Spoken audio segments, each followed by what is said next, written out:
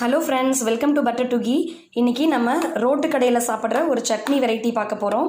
இந்த சட்னி பார்த்திங்க அப்படின்னா எல்லாரும் ஒரே பொருட்களை வச்சு தான் செய்வாங்க. இதில் சின்ன சின்ன டிப்ஸ் நான் உங்களுக்காக சொல்லியிருக்கேன். அந்த டிப்ஸ் எல்லாம் ஃபாலோ பண்ணி அதே சட்னி அரைச்சி பாருங்கள். எப்படி இருக்குன்றதை கண்டிப்பாக சொல்லுங்கள். இதுவரை நம்ம சேனலை சப்ஸ்கிரைப் பண்ணலன்னா மறக்காமல் சப்ஸ்கிரைப் பண்ணிக்கோங்க. பக்கத்தில் இருக்க பெல் ஐக்கானையும் ப்ரெஸ் பண்ணிக்கோங்க. வாங்க வீடியோக்குள்ளே போகலாம். எல்லாருமே இதே பொருட்களை வச்சு தான் செய்வாங்க. பட் இதில் சின்ன சின்ன டிப்ஸை நம்ம ஃபாலோ பண்ணோம் அப்படின்னா அதே டேஸ்ட்டில் கிடைக்கும். அதுக்காக தான் இதில் இருக்க சின்ன சின்ன டிப்ஸை தான் இன்றைக்கி நான் உங்களுக்கு சொல்ல போகிறேன். பாருங்கள், இதை நான் ஏன் இவ்வளோ பெருசாக அரிஞ்சிருக்கேன் அப்படின்னா அதுக்கும் ரீசன் இருக்குது. வெங்காயத்தை நல்லா பொடியாகவும் அரிஞ்சுக்கணும். தக்காளியை நல்லா பெருசாக அரிஞ்சுக்கணும். எப்படி செய்யலாம் அப்படின்றத நான் உங்களுக்கு ஒரு டிப்ஸாக சொல்கிறேன். ஃபஸ்ட்டு டிப்ஸு, வெங்காயத்தில் பாதி அளவுக்கு தான் தக்காளி இருக்கணும்.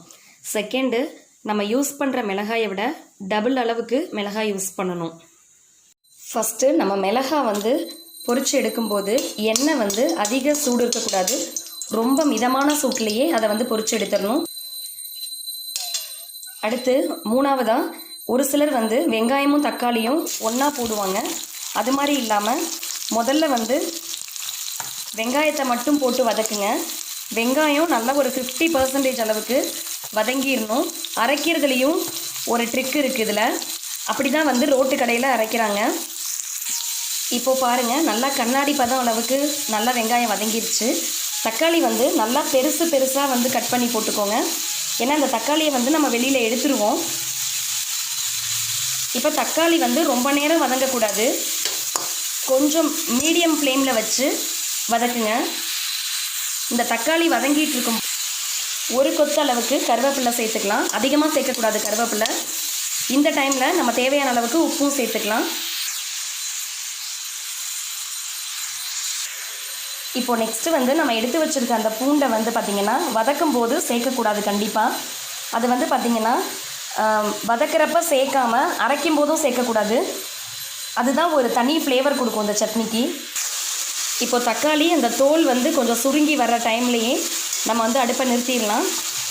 அடுப்பை நிறுத்திட்டேன் நான். இப்போது அடுப்பை நிறுத்திட்டு இந்த சூட்டோட இந்த பூண்டை சேர்த்துக்கலாம். இதை கொஞ்சம் ஆற விட்டு அரைக்கும்போது ஒன்றா சேர்த்து அரைச்சிடாதீங்க. இப்போது நம்ம இதில் இருக்கிற தக்காளி எல்லாத்தையும் தனியாக எடுத்துடலாம். இந்த மாதிரி எடுக்கணுன்ற இந்த ப்ராசஸ்க்காக தான் தக்காளியை நான் பெருசாக போட்டேன். இந்த தக்காளியை ஃபுல்லாக எடுத்துருங்க. இது பார்த்திங்கன்னா எனக்கு ரோட்டு கடையில் நான் சாப்பிட்ட இடத்துல அவங்க சொன்ன டிப்ஸு தான் இது. கண்டிப்பாக நீங்கள் ட்ரை பண்ணி பாருங்கள் இந்த டிப்ஸை ஃபாலோ பண்ணி.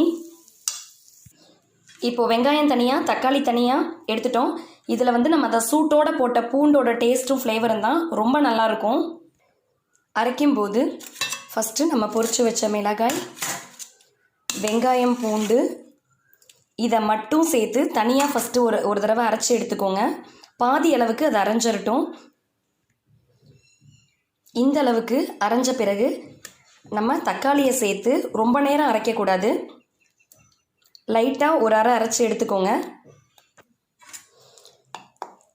இங்கே பாருங்கள், ரொம்ப அரைஞ்சும் அரையாமல் சூப்பரான நம்மளோட ரோட்டுக்கடை கார சட்னி ரெடி ஆயிடுச்சு.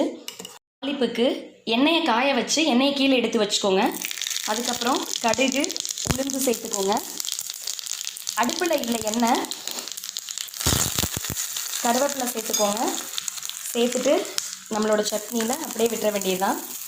நம்மளோட சூப்பரான சட்னி ரெடி ஆயிடுச்சு. மறக்காமல் நீங்கள் இதை உங்கள் வீட்டில் ட்ரை பண்ணி பாருங்கள். இந்த டிப்ஸை ஃபாலோ பண்ணி ட்ரை பண்ணுங்கள்.